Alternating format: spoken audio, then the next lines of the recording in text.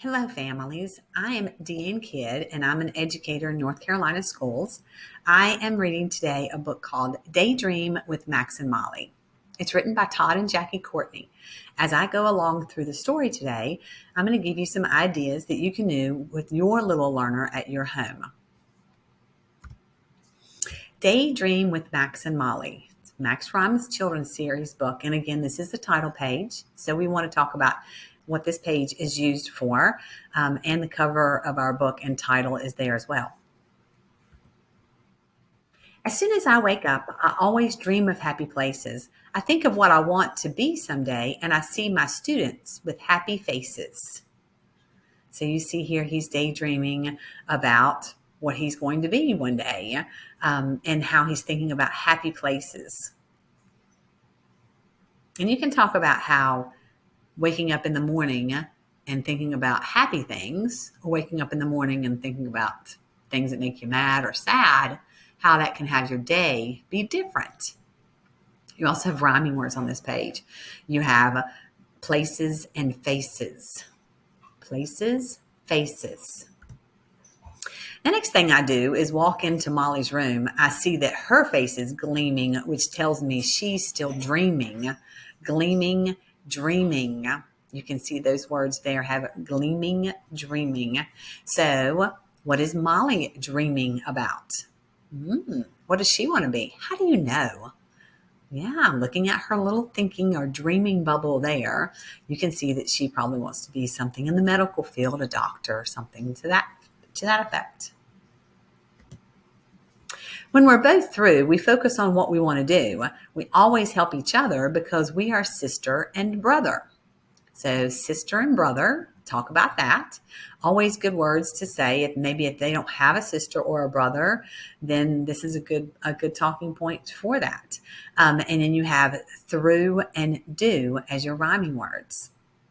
And you see little Molly says, I think it would be fun to play soccer. And Max is asking her, Molly, what do you want to do today? So she's given him the idea that she'd like to play soccer. Now, Max may want to play soccer or he may not want to play soccer. But so let's talk about, what if you don't want to play soccer? Do you still do something that your sister really wants to do? Well, of course, sometimes we do that. And then maybe they'll get to do something that he wants to do next. On this day, Molly wants to practice her game. I'll walk with her to the park where our friends are doing the same. Game, same. Game, aim, aim, same, aim, aim. You can also omit words when you read and see if they can fill in the blank, especially a rhyming word works out very well that way. So you can see that they have, where Molly's wanting to practice, friends are already there practicing. So that's really fun. Max, now let's look at that face. Look at his face. He's got a big smile on his face. He's doing something his sister wants to do, and his friends are at the park. Molly then asked me, what was my dream for the day? I said, it was helping you so that you'd get better as you play. So she's saying, Max, what do you want to do today? Isn't that sweet? He just did what she wanted to do. So now she's asking him, I want to play soccer with you. It lucked out that day. They get to do the same. They had the same dream in their mind. After hours of practice in the hot summer sun, we rest under a tree and then dream of having more fun.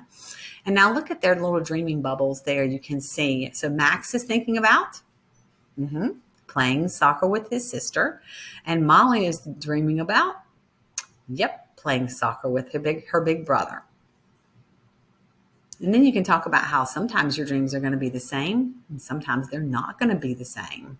What do you do in those situations? I dream of Papa coming to join the fun. Molly dreams of Mama bringing popsicles to cool us from the sun. So you have sun, fun. You can also come up with new rhyming words. What other word would go with that? Sun, fun, bun. Yeah, you can keep on. It seems that our dreams, some big and others small, happen to appear like magic, as if someone heard our call. Look, there comes Mom and Dad. And what does Mom have? Yeah, she has popsicles, just like what Molly was wishing for, wasn't she? She was daydreaming about some popsicles, and it really did come true.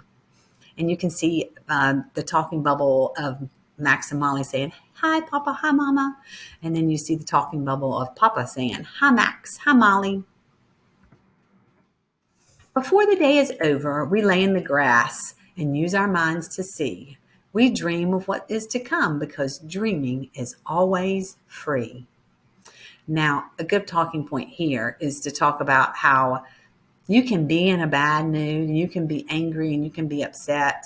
But sometimes just closing your eyes and dreaming a dream, a happy place that you'd like to be, can change your whole attitude and your whole mood. So just putting yourself, maybe you're someplace you don't want to be. So it's a good time to just daydream yourself to a place you do want to be. And then your mood will change and you'll feel so much better. And you see how happy Max and Molly are laying there, dreaming their dreams in the afternoon. And you also have those rhyming words, see, free. When it's time to go to bed, I always put happy thoughts in my head. I make my biggest dreams at night because thoughts become things and then I sleep tight. So as your friends lay down to sleep, it's good to have that conversation.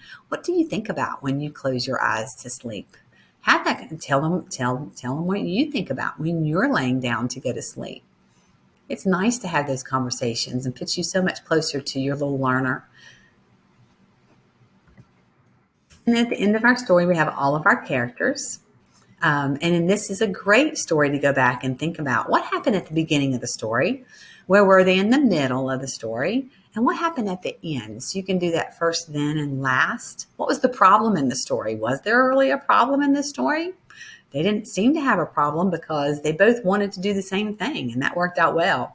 Could there have been a problem in this story? Sure could have. Max could not have wanted to go play soccer with his sister, and then what would have happened? So you can do lots of little predictions of things like that on what could happen, because these are real life things that are going to happen in your learner's life as they go on through school and social settings. They're going to have times that they don't want to do what their friends are doing.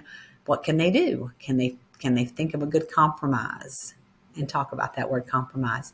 So many things. Remember, the vocabulary in the story is important to discuss, and relating things back to your learner's life helps so much to make the book more tangible to them.